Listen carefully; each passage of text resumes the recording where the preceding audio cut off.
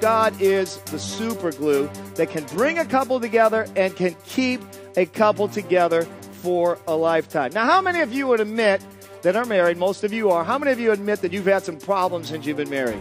And I believe if we do that for our husbands, we can make him feel like a superhero. If we should want to make our husbands feel like that he can accomplish anything in life. There's my husband feeling like Superman over Cleveland there. Really stuck out to me, and I think, ladies, we should all have this book because there's a chapter called Pamper Your Wife. I love that one. And you wrote that, didn't you? I wrote that one. And she reminds me of many things that I've written. And, Paul and Patty Andre.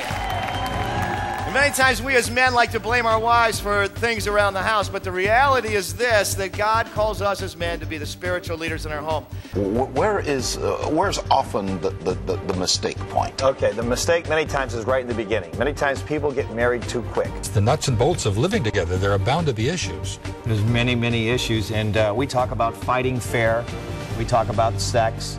You know, actually, writing this book to appeal to men, we had to talk about sex. Yeah. There's no way. There's 9 chapters out of 42 that are dealing with sex. And so I looked around, I spotted him in the service, and I went ahead and I preached the sermon just like I normally would. And at the end of the message, we did an altar call, and I saw Jeff Garcia raise his hand, and then Jeff Garcia stand to his feet, and then Jeff Garcia come to the front and give his life to Jesus Christ, an NFL football quarterback. See, if your husband knows that, you know what, if I have a struggle or temptation and I go to my wife and she's going to fall apart, he's not going to come to you. See, we need to be backing each other up. In our book, we're side to side. And a lot of times we get compliments from people like, oh, are you fighting? Is that what that's all about? No, we're covering each other's back.